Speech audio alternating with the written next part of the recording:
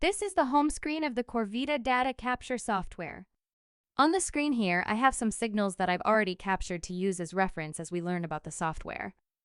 On the home screen, the top shows us a graph of our ECG signals.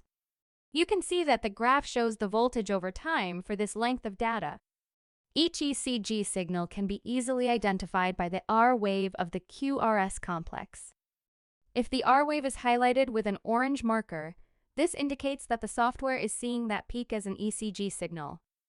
From the ECG signals, the CorVita Data Capture Software is able to capture some metrics, specifically the heart rate, coefficient of variance, and the heart rate variability.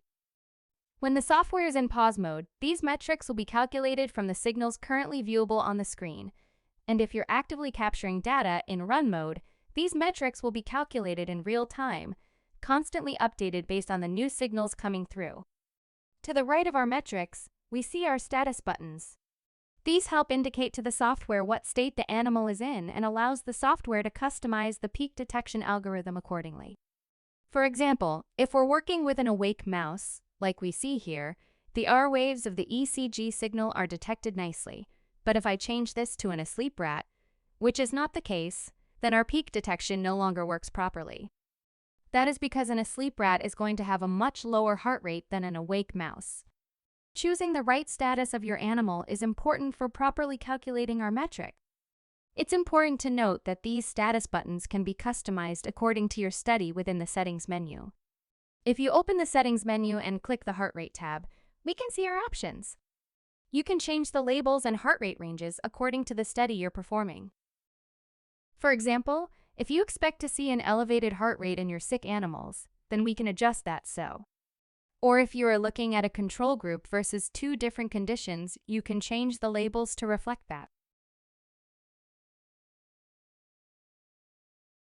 When you're ready to start capturing data, you'll want to click on the Run button to begin. We're going to see the data coming through in real time, showing us a combination of proper ECG signals and some noise, mainly from the animal moving around. When you see signals of interest that you want to save, we can pause the software. Next, we want to highlight the signals of interest. To do this, we want to zoom in on the signals so that only the signals of interest are visible in the viewing window. We can use the zoom in time and zoom out time buttons to adjust the x-axis, or we can click and drag on the screen to zoom in. If you need to adjust the y-axis, either now or during data capture, you can use the zoom in voltage and zoom out voltage buttons. If the signals are inverted or upside down, we can use the flip signals button to turn them right side up so that the R wave is pointed upwards. If the signals are coming in inverted, that's totally fine.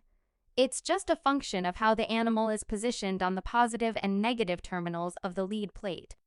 When we're ready to save, we have two options: the Save Raw Data button and the Create Report button. The Save Raw Data button is going to save the raw data in a text file, which allows us to analyze the signals in the ECG analysis software. Click on the button and a Windows Finder folder will appear, allowing you to save in your preferred location. The Create Report button is going to save the data on screen to a running Excel file and also save a graphical report.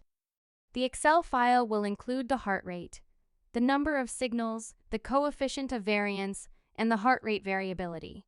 Click on Create Report and a Windows Finder folder will appear, allowing you to save the graphic in your preferred location. You have the option to save in both manners or just one according to your needs. Once the data is saved, we can click on the Reset Axis button, which will bring us back to our preferred axis. This can be helpful here since we typically zoom in to save our data, and the Reset Axis button will bring us back to our normal viewing window. These can be customized in the Settings menu under the Main Screen tab. You can choose your preferred time range and voltage amplitude. Click Apply Settings if you make any changes, or Restore Defaults if you want to go back to the original suggestions. At this point, you can either continue capturing data using the Run button or move on to analysis in the ECG analysis software.